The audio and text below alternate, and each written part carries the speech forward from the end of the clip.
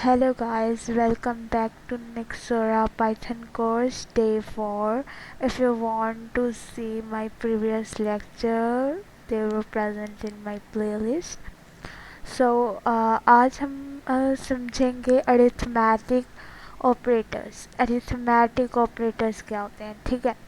सबसे पहले है एडिशन। अब एडिशन यानी हमने ऐड करना है। अरिथमेटिक ऑपरेटर्स आपने 5 क्लास में भी पढ़ लिया होगा, 2 क्लास में भी बच्चों को पढ़ा देते हैं आजकल। तो सबसे पहले ऐड में यहाँ पे आपने साइंस का ख्याल रखना है। ऐड में हम प्लस का साइन यूज़ करेंगे और 5 + 3 = 8। ये तो बिल्कुल सिंपल सा है। और सब्सट्रैक्शन में भी वही साइन यूज़ करेंगे जो हम करते हैं, और ये भी बिल्कुल सिंपल सा है।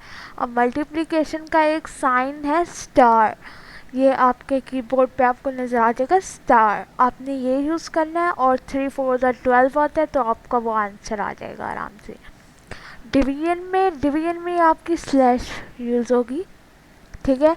और आप अगर डिवाइड करके देखें ना, ये देखें 15 हम अंदर रखते हैं और 4 बाहर रखते हैं, तो आंसर आएगा पहले 3 12 एंड बाकी 3 बच गया, ठीक है। 3 बच गया। अब पॉइंट लगेगा और उसके साथ 0 लगेगा, और ये प्रोसेस आगे चलता जाएगा। तो ये इसका आंसर यहाँ पे आपको विजिबल, ठीक है। ये आपने मल्टीप्लिकेशन और डिवीजन समझ लिया। आगे हमारे पास है, ये तो अब थे सिंपल, ठीक है। यहाँ addition, subtraction, multiplication and division, यहाँ तक तो सिंपल थे। आगे है मॉड्यूल्स। अब मॉड्यूल्स क्या होता है, ये मॉड्यूल्स में हम ये परसेंटेज वाला साइन यूज़ करते हैं जो परसेंटेज को डिफाइन करते हैं। अब मॉड्यूल्स में क्या होगा, आपकी जो लेस देन वैल्यू होगी ना, मैं सिंपल वर्ड्स में समझाती हूँ। लेस देन वैल्यू आपने उससे ले लेना है। अब यहाँ पे 3 है, अगर इधर 2 हो या 1 हो, अगर इस तरफ 20 आ जाए और उधर 10 हो, तो आपने 10 को लेना है, ठीक है। इसका स्केयर ले लेना है, यानी इसे डबल मल्टीप्लाई करा देना है। स्केयर लेना है या फिर इसे 3 को मल्टीप्लाई करा देना 3 से ही, तो हमारा आंसर 3 3 9 होता है। हमारा आंसर दोनों कंडीशंस में ही 9 आएगा, ठीक है। अब ये 9 है। अब 9 में हम कौन सा ऐसा डिजिट ऐड करेंगे कि हमारे पास 10 आ जाए। आपको हम 1 डिजिट ऐड करेंगे, ऐड 1, तो हमारा जो ग्रेटर वैल्यू थी वो आ गई, ग्रेटर वैल्यू के इक्वल आ गया। तो यहाँ पे जो आंसर होगा ना हमारा, वो 1 आएगा मॉड्यूल्स में हमेशा, ठीक है। अब यहाँ पे एक और एग्जांपल भी मैं बता देती हूँ, यहाँ पे समझाती हूँ। अब अगर हो हमारे पास क्वेश्चन ये हो 10 मॉड्यूल, आपने अभी से परसेंटेज नहीं पढ़ना, आपने इसे पाइथन में मॉड्यूल ही पढ़ना है।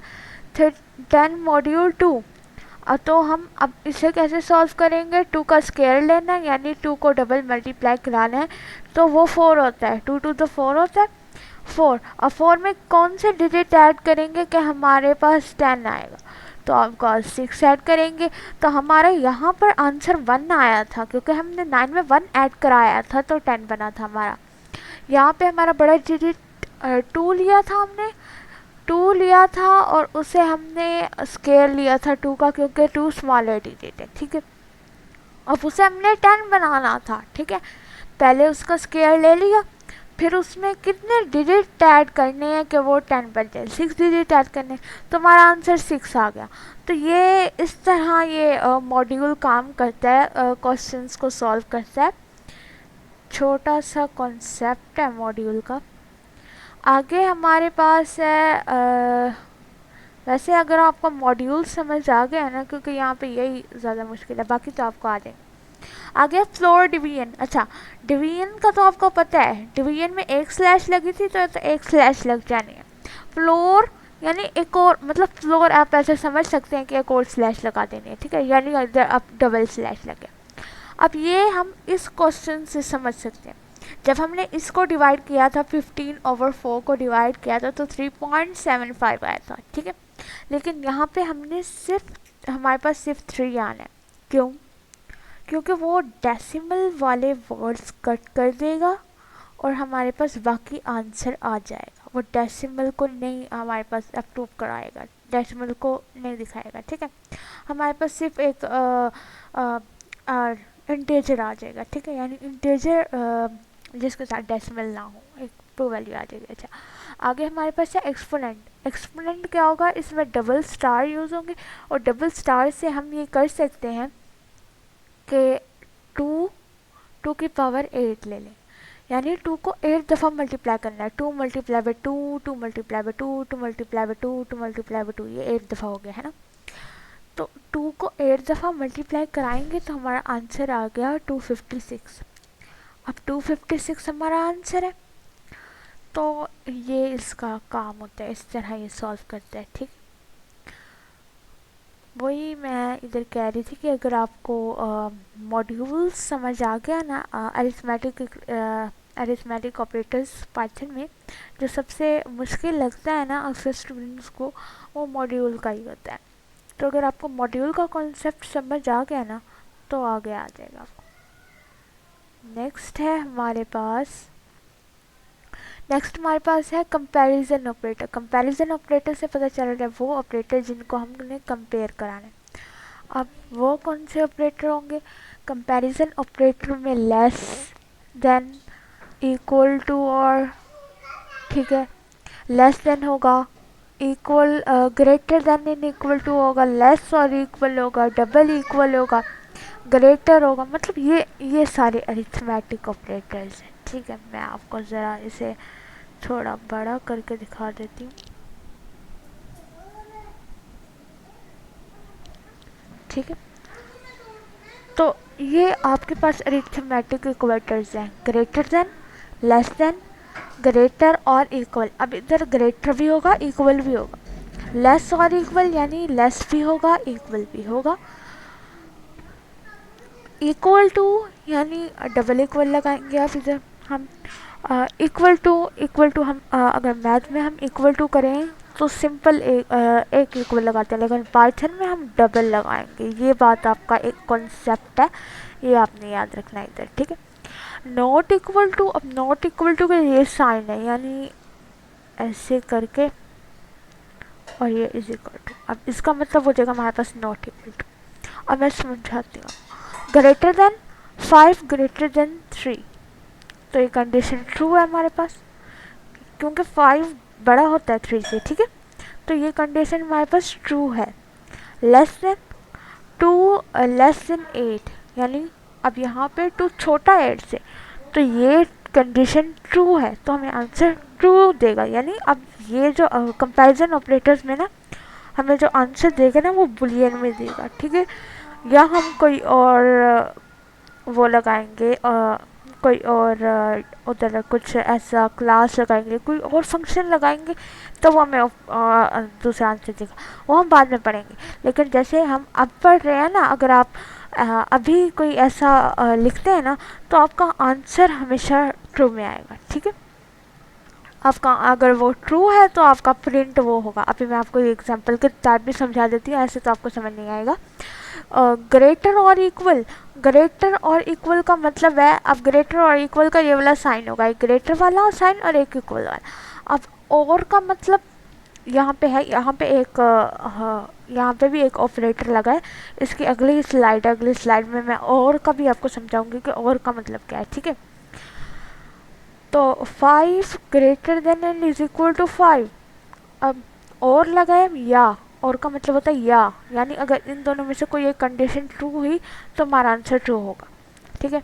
अब इधर ग्रेटर देन वाली भी है, इक्वल टू वाली भी है। अब ग्रेटर देन तो कंडीशन फॉल्स है, लेकिन जो इक्वल टू वाली है वो तो ट्रू है ना, तो इसलिए हमारा आंसर ट्रू आएगा, ठीक है। क्योंकि एक या का है ना, या तो ग्रेटर वाली ट्रू हो या फिर इक्वल वाली, कोई एक ट्रू होगी तो हमारा आंसर ट्रू आ जाएगा सिंपली। अब लेस और इक्वल है, इधर भी अगर कोई एक ट्रू होगी तो हमारा आंसर ट्रू आ जाएगा, जैसे 3 एंड 4। अब ये वाली लेस वाली ट्रू हुई है कंडीशन, इक्वल वाली ट्रू नहीं हुई तो हमारा आंसर ट्रू आ गया। इक्वल टू यानी अब दोनों ये इक्वल है तो इसका आंसर ट्रू आ गया। अब ये मैंने आपको शुरू में बताया था कि हम डबल इक्वल क्यों लगाते हैं, मैथ में तो हम सिंपल इक्वल लगाते हैं, लेकिन यहाँ पे आप देख रहे हैं ना, ग्रेटर के साथ इक्वल लगा रहे हैं, लेस के साथ इक्वल लगा रहे हैं, इक्वल के नॉट इक्वल भी हम लगा रहे हैं, तो फिर वो इक्वल थोड़ा कंफ्यूज हो जाएगा पाइथन कि आप क्या कहना चाह रहे हैं, कौन से वाले ग्रेटर के साथ करना चाह रहे हैं इक्वल का कंपैरिजन या फिर किसी और के साथ। तो इसलिए डबल इक्वल लगाते हैं हम, ताकि उससे पता चले कि हम इक्वल को ही सिर्फ वो कर रहे हैं। ठीक है, तो इसका आंसर ट्रू आएगा। अब not equal 4 is not equal to 9। ठीक है, तो इसका आंसर ये आ गया। आगे हमारे पास है, मैं आपको ये भी करके दिखाती हूँ। ये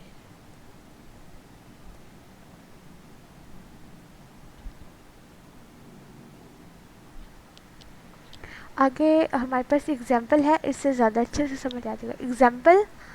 अच्छा, एज हमारे पास 18 है। ठीक है, एज हमारे पास 18 आ गई, यानी कोई एक ऐसा स्टूडेंट है या कोई ऐसा पर्सन है जिसकी एज 18 है।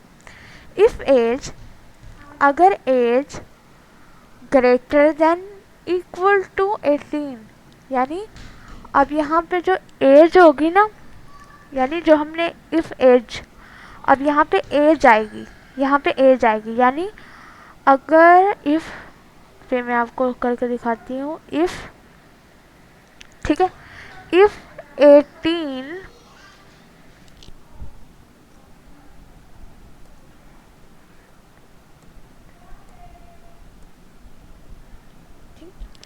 अब ये आ गया इफ़। अब मैंने आपको ये सॉल्व करके दिखा दिया कि इफ़ 18, यानी जो हमने एज दी है वो यहाँ पे आएगी, एज की जगह पे 18 ग्रेटर देन इक्वल टू 18। अब ये हमने इसे एक वो दे दिया कि अगर इससे कंपेयर करो, अगर हम एज इधर 20 देते तो ये इधर एज 20 आती, ये 18 ही रहती, क्योंकि ये हमने इसे वो दिया कि इससे कंपेयर कराना है एज को। ठीक है, इसके बाद आएगा, अगर ये होता है कि एज इक्वल टू है 18 के या फिर ज़्यादा है 18 से, जैसे 18 से हम आगे जितने भी एज कर लें 18 से ज़्यादा। ठीक है, तो प्रिंट करा दो अडल्ट। अब इधर अडल्ट प्रिंट करा देना है। ठीक है, इसको मैं आपको बाद में समझाऊंगी। अब ये देखें, आप यहाँ देख सकते हैं कि ये जो ये है ना, ये जो हमने साइन यूज़ किया है, ये हमारे कोड का नहीं है, ये हमने एक कमेंट डाला है, यानी इसे पाइथन इग्नोर करेगा इन दो साइंस को, ट्रू और फॉल्स को। ठीक है, एल्स, अब इधर हमने इफ़ कहा कि अगर ये स्टेटमेंट ट्रू है तो फिर अडल्ट प्रिंट होना चाहिए, लेकिन एल्स अगर ये वाली स्टेटमेंट ट्रू नहीं है तो नीचे वाली स्टेटमेंट पे आ जाओ। आप यहाँ पे क्या है, प्रिंट माइनर। अगर एज ग्रेटर देन और इक्वल टू 18 के नहीं है तो हमारा माइनर एडल्ट करा दो, लेकिन हमारी एज तो इक्वल टू है ना, यानी एक कंडीशन तो ट्रू हो रही है ना, और वो कंडीशन कौन सी ट्रू हो रही है, इफ़ वाली कंडीशन ट्रू हो रही है, तो हमारा आंसर भी इफ़ वाला ही आएगा, यानी अडल्ट आंसर आएगा। ठीक है, ट्रू इसलिए लगाएगा ताकि पता चले हमारी ये वाली कंडीशन ट्रू है, ये वाली फॉल्स है, तो जो कंडीशन फॉल्स होगी वो नहीं चलेगी, उसे पाइथन इग्नोर कर देगा। यानी पहले उसे सॉल्व तो करेगा, लेकिन जब उसे पता चलेगा ना कि हमने ये कंडीशन दी हुई है कि अगर ट्रू हो तो, यानी अगर हमारी एज, इफ़ एज 18 है तो, ठीक है, अगर एज 18 की तुम्हारी एज थी तो इसीलिए उसने प्रिंट करा दिया। अब यहाँ पे है, आप मैं आपको बताती हूँ, आप ये एज से लेके ना, एज से लेके ये इधर तक, ठीक है, माइनर वाली फॉल्स वाली जगह तक ना, आप ये अपने में कोड को रन करके देखिए, वो Google Colab V S studio में, या रैपलेट अगर आप यूज़ करते हैं, कोई भी आप ऐसा यूज़ करते हैं, ज़्यादा तो गूगल कोलैब ठीक होता है प्रैक्टिस के लिए, तो आप उसमें रन करा के देखिएगा, आपका भी आंसर यही ही आएगा अडल्ट। अगर नहीं आता या एरर आता तो आप देख लें, आपने साइन डाले, आपने ये स्ट्रिंग वाली इक्वेशन ठीक डालिए, या ट्रू फॉल्स अगर आप ना लिखें तब भी कुछ नहीं होगा, क्योंकि ये क्या है, ये कमांड है हमारे समझने के लिए, कमेंट है हमारे समझने के लिए, तो वो पाइथन का नहीं है। तो आप इसे ज़रूर रन कीजिएगा, क्योंकि मैं तो आपको समझा रही हूँ, आपकी प्रैक्टिस भी साथ साथ ज़रूरी है। जैसे मैथ की होती है ना, तो मैथ तब तक समझ नहीं आता, जैसे जब तक आप प्रैक्टिस ना करें, तो पाइथन भी तब तक समझ नहीं आती।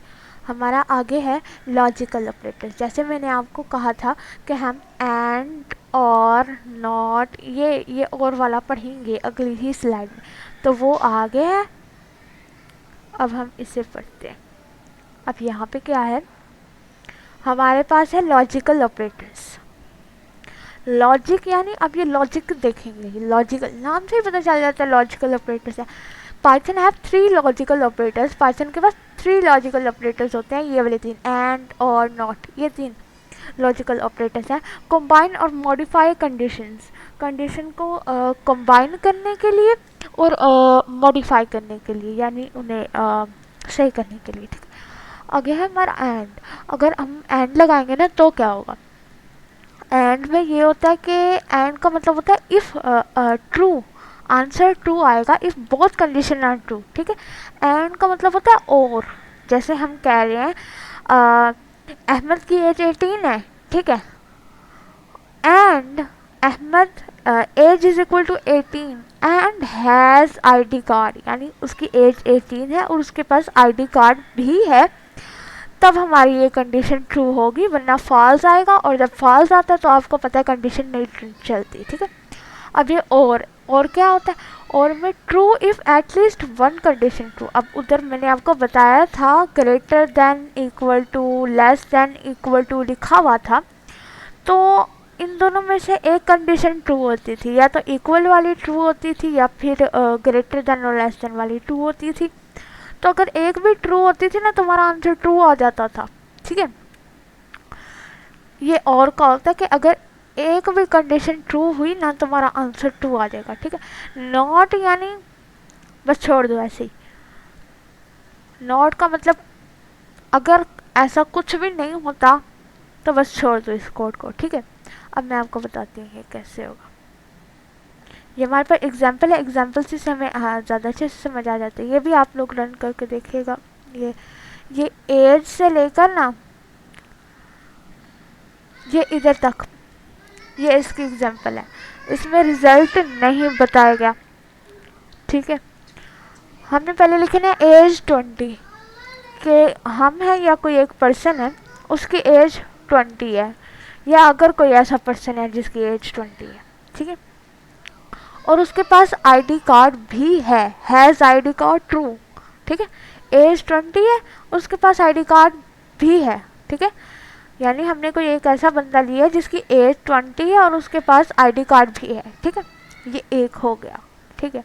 अब इसके आगे हम कंडीशंस लगाएंगे। इफ़, अब ये एंड वाली कंडीशन, ये और वाली, और ये नोट वाली कंडीशन, ठीक है। ये कंडीशन हमने ऑपरेटर्स यहाँ पे यूज़ किए हैं, ठीक है। इफ़ एज, अगर एज ऐसा है ग्रेटर देन इक्वल टू 18, अगर एज हमारे पास जो एज रिक्वायर्ड है वो 18 से ज़्यादा हो या उसके इक्वल हो, एंड हैव आईडी, यानी 18 के इक्वल हो या फिर उससे ज़्यादा हो और आईडी भी हो, तब हमारा प्रिंट होगा एक्सेस ग्रांटेड, ठीक है।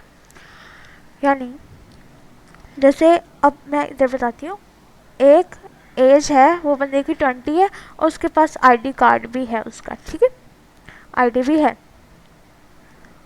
तो ये वाली इक्वेशन ट्रू होगी या नहीं, आपने ये मुझे बताना है, ठीक है। ये वाली इक्वेशन ट्रू होगी, एंड वाली कंडीशन जो है हमारी ट्रू होगी या नहीं, यानी प्रिंट हमारा ये वाला आंसर आएगा या नहीं, एक्सेस ग्रेटर आएगा या नहीं। अब नीचे कमेंट कीजिएगा पॉज करके। एंड अब देखिए एज, पहले हम देखते हैं if age greater than equal to 18, ठीक है। अब एज 20 के इक्वल तो नहीं है लेकिन बड़ी तो है ना, ठीक है, बड़ी है, ठीक है। ये वाली कंडीशन, ये इतनी सी अभी तक हमारे पास ट्रू हुई है, यानी अभी हमने पिछली कंडीशन को। अब ये वाला एंड आईडी भी है, तो आप बताएंगे ट्रू होगा या नहीं, ट्रू होगा, क्योंकि एज भी ज़्यादा है और आईडी भी है। अगर एज 18 भी होता या 19 भी होता या उससे ज़्यादा भी होता ना, तब भी ये ट्रू होता और उसके साथ आईडी भी होता तब, ठीक है। आगे है इफ़ एज 13 और एज 6, अच्छा अब यहाँ पे क्या है, इफ़ एज क्या है लेस देन 13 है, यानी 13 से कम है, और एज ग्रेटर देन 60, ठीक है, 60 से ज़्यादा है या 13 से कम है, तो प्रिंट करा दो स्पेशल प्राइजिंग, ठीक है, प्रिंट करा दो स्पेशल। अब यहाँ पे आईडी का कोई काम ही नहीं हुआ, ठीक है। और इसने क्या कहा है, 13 से कम हो और 60 से ज़्यादा हो, ठीक है।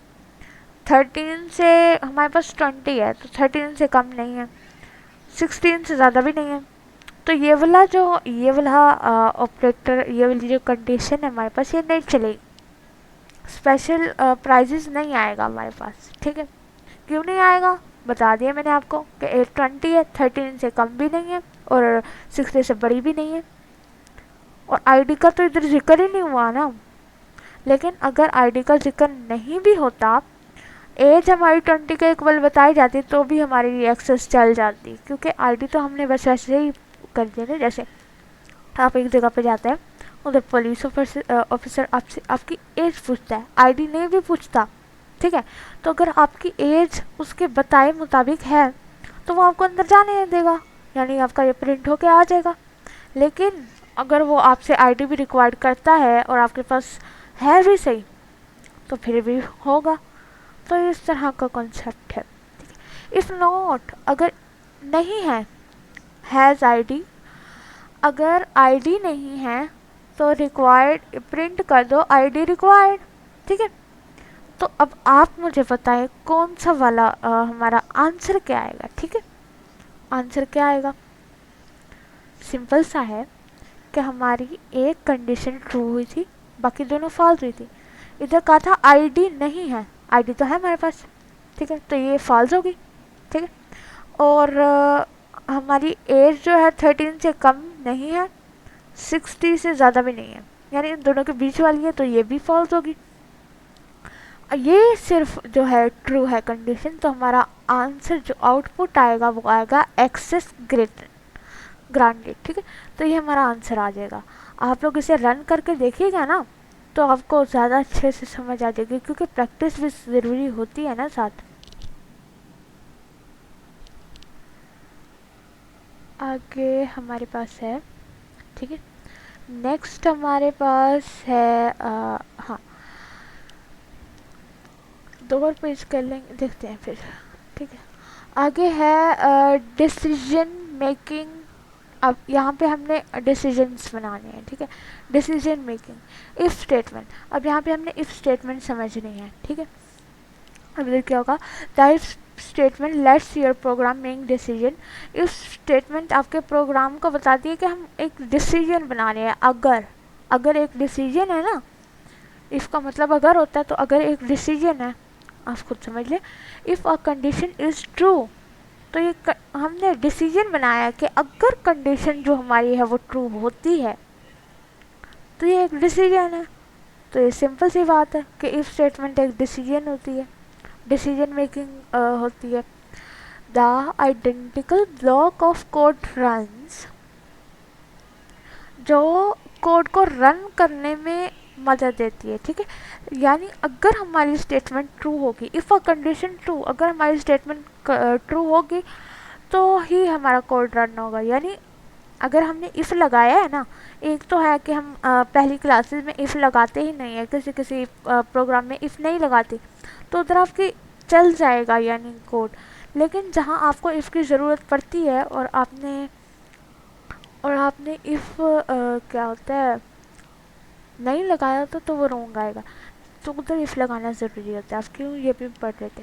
अब यहाँ पे एग्जाम्पल है, क्योंकि वो रन करता है ना, इफ़ रन करता है प्रोग्राम को। एग्जाम्पल है, एग्जाम्पल एज, यानी जो हमारी मिसाल के तौर पर एज 20 है, ठीक है। इफ़, अब यहाँ पे इफ़ ये प्रोग्राम है हमारा, ठीक है। If age greater than equal to 18, अगर एज ज़्यादा है 18 से या इक्वल टू है तो प्रिंट अडल्ट कर दो, अडल्ट, ठीक है। तो हमारी एज तो 20 है, ग्रेटर देन है, तो कंडीशन ट्रू हुई, इफ़ वाली कंडीशन ट्रू होगी तो हमारा आउटपुट आ गया, ठीक है। अब की कंसेप्ट क्या है, की कंसेप्ट क्या है, कंडीशन। अब ये कंडीशन लगी है, ये कंडीशन लगी है कि अगर ऐसा हो, if age greater than equal to 18, ठीक है।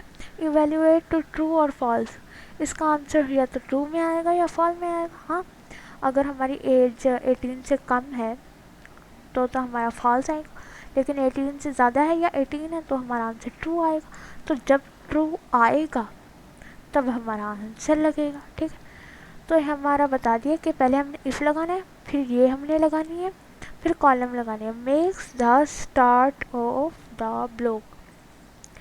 ये इवेलुएट करता है कि हमने कंडीशन लगाई है और हम इस प्रोग्राम को स्टार्ट कर रहे हैं, इस ब्लॉक को हम स्टार्ट करें, यानी अब इस कंडीशन पर हम काम करना स्टार्ट कर दो, तो ये कॉलम ये काम करता है। अब यहाँ पे क्या है, identification for species defines what run if code. अच्छा, आइडेंटिफिकेशन फॉर स्पेसिस 1 2 3 4। अब ये देखो ना, हमारा कोड कितने का है, 4 लाइन्स का, यानी 3 लाइन का तो कोड है और चौथी लाइन में आउटपुट आ गया। ठीक है, तो ये बताता है कि कोड रन्स हो रहा है। रन्स होने में ना ये तीन लाइनें ज़रूरी हैं। ठीक है, तो ये 3 लाइनें ज़रूरी हैं, ये हमने लिखनी ही पड़ेंगी। आप इधर कुछ भी लिख सकते हैं, क्योंकि आप ये देखें, ये हमारे पास जो है ना एग्जाम्पल एज, ये हमारे पास वेरिएबल है, इसमें हम डाटा पुट कर रहे हैं। तो मैं वहाँ पीछे पीछे थोड़ा सा करवाती जाऊँगी कि अगर कोई ऐसा कॉन्सेप्ट आता तो। और ये अडल्ट स्ट्रिंग है, तुम्हारा आंसर स्ट्रिंग में आएगा। ठीक है, प्रिंट का भी मैंने आपको बता दिया था। ठीक है, if condition is false the block is skipped. ठीक है, अब मैंने आपको शुरू में भी ये बताया था कि अगर कंडीशन फॉल्स हुई ना हमारी, तो हमारा आंसर ब्लैंक आएगा, यानी कुछ भी नहीं लिखा होगा, आउटपुट आएगा ही नहीं, हमारा आउटपुट देगी ही नहीं वो पाइथन। ठीक है, लेकिन अगर कंडीशन ट्रू होती है तो हमारा आंसर आ जाएगा। तो अगर आपका नहीं चल रहा ना, तो आप देखें अगर आपने कोई गलती तो नहीं की। ठीक है, अब यहाँ पे एक है, ये अब मैं आपको समझाती हूँ, एज इक्वल टू 18। अगर हमारी एज 18 के इक्वल है, प्रिंट अडल्ट स्किप ब्लॉक। ठीक है, अब यहाँ पे है प्रिंट अडल्ट आएगा या स्किप ब्लॉक आएगा। अब आप मुझे ये बताएंगे कि आप इनमें से कौन सा आंसर आएगा हमारा। कि अगर इस एग्जांपल में हमारी एज कैरेक्टर का तो हमें पता चल गया कि अगर ज़्यादा हुई तो अडल्ट आएगा आंसर। ठीक है, लेकिन हमारी अगर इक्वल हुई, एज इक्वल हुई 18 के, यानी अगर हमारी एज इधर 18 होती तो हमारा आंसर क्या आता, अडल्ट आता या ब्लॉक स्किप होता। यानी अगर फॉल्स कंडीशन होगी तो ब्लॉक स्किप हो जाएगा, या अगर ट्रू होगी तो अडल्ट आ जाएगा। तो आप बताएं क्या आएगा कमेंट में। अब मैं बताती हूँ, इसका आंसर प्रिंट अडल्ट आएगा। क्यों? क्योंकि यहाँ पे इक्वल टू भी लगा हुआ है कि अगर 18 के इक्वल टू भी आती है ना तो अडल्ट आ जाएगा। ठीक है, यानी अगर ग्रेटर होती है तब तो अडल्ट आएगा, लेकिन अगर इक्वल भी होती है तब भी अडल्ट आएगा। अब यहाँ पे क्वेश्चन होगा कि उधर तो ग्रेटर और इक्वल लगा हुआ है, इधर डबल इक्वल क्यों लगा हुआ है। ये समझाने के लिए कि अगर आपकी एज 18 के इक्वल हो तो क्या होगा। ठीक है, यानी अगर आपकी एज 18 हो, इधर 20 है, अगर आपकी एज 18 हो, यहाँ पे क्या है, एज जो है एग्जाम्पल में नहीं लिख रही, सिर्फ एज लिख रही हूँ। ठीक है, इसके साथ एग्जाम्पल भी है, इस वाली प्रोग्राम को लिख रही हूँ। ठीक है, एज इज इक्वल टू 20। ठीक है, आप इधर डबल इज इक्वल टू नहीं लगाएंगे, लेकिन मैं वैसे बता रही हूँ कि एग्जाम्पल हम इस तरह के भी ले सकते हैं कि अगर एज इक्वल टू 20 के तब प्रिंट अडल्ट आएगा। ये आप समझ लें कि इक्वल है, समझ आ गई। ठीक है, क्योंकि पाइथन में हम इस तरह का इक्वल लगाते हैं। ओके, तो आज के लिए इतना काफ़ी है। आप ये प्रोग्राम छोटे छोटे रन कर देखेगा जो मैंने आपको एग्जांपल्स बताई हैं, और बाकी हम नेक्स्ट क्लास में करेंगे।